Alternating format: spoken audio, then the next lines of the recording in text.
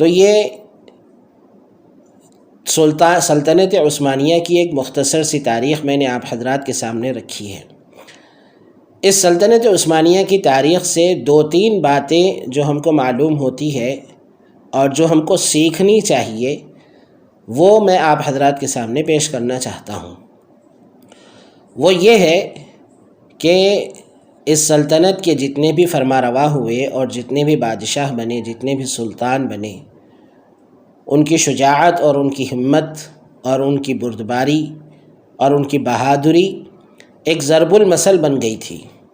خاص طور پر Ertugrul Ghazi, ان کی شجاعت اور بہادری کے بڑے چرچے تھے۔ آج وہی شجاعت اور بہادری کی ضرورت ہے جو ہم کو نوجوانوں کے اندر پیدا کرنی چاہیے، اور ہمارے نوجوانوں کے اندر ایسی شجاعت اور بہادری پیدا ہونی چاہیے۔ اپنے امیر کی اطاعت کا جذبہ، کہ اپنے امیر کی اطاعت اور اپنے امیر کی بات پر اپنی جان دینے کا جذبہ جو ارطغرل غازی کے سپاہیوں کے اندر تھا، آج یہ ہمارے اندر مفقود ہے۔ آج ہم اپنے بڑوں کی بات نہیں مانتے، اپنے بڑوں کی اطاعت و فرما برداری نہیں کرتے۔ اللہ تبارک و تعالیٰ نے قرآن پاک کے اندر اولو الامر کی اطاعت کرنے کا حکم دیا۔ اولو الامر کی تفسیر میں علماء تفسیر یہ فرماتے ہیں کہ اولو الامر 2 طریقے کے لوگ ہوتے ہیں، ایک حاکم بادشاہ اور دوسرے علماء۔ تو بادشاہوں کی اطاعت، مسلمان بادشاہوں کی خاص طور پر اطاعت کرنا ضروری ہے جو اللہ کا حکم ہے۔ اسی طرح علماء کی اطاعت اور علماء کی بات مان کر اپنی زندگی کو سنوارنا، یہ بھی اللہ تبارک و تعالیٰ کے حکم میں داخل ہے۔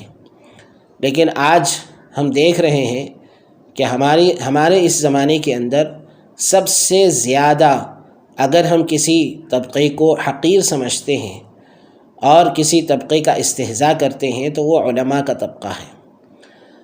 حالانکہ زندگی کے ہر موڑ پر اور زندگی کے ہر مرحلے پر علماء کی ضرورت پڑتی ہے، لیکن ہم صرف نام لینے کے لیے ان کی تعظیم کرتے ہیں، ورنہ دل سے ان کی تعظیم نہیں کرتے اور نہ دل میں ان کی محبت کا کوئی خیال ہوتا ہے۔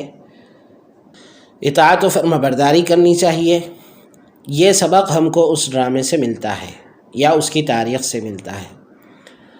اسی طرح اپنے اندر تنعم اور عیش پرستی کی زندگی سے ہم کو احتراز کرتے ہوئے سیدھی سادی زندگی کو اختیار کرنی چاہیے، جیسا کہ ارطغرل غازی کے سپاہیوں کی زندگی تھی۔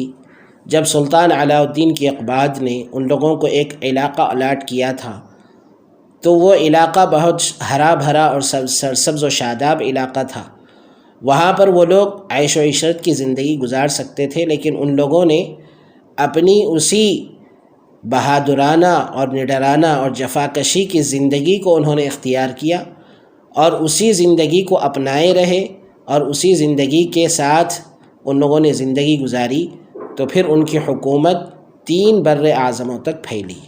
تو یہ صفات اگر ہمارے اندر پیدا ہو جائیں تو پھر ہم دنیا کے اندر بھی کامیابی کے جھنڈے گاڑ سکتے ہیں، اور آخرت کے اندر بھی اللہ تبارک و تعالی ہم کو سرخرو اور کامیاب کرے گا۔ وآخر دعوانا ان الحمد للہ رب العالمین۔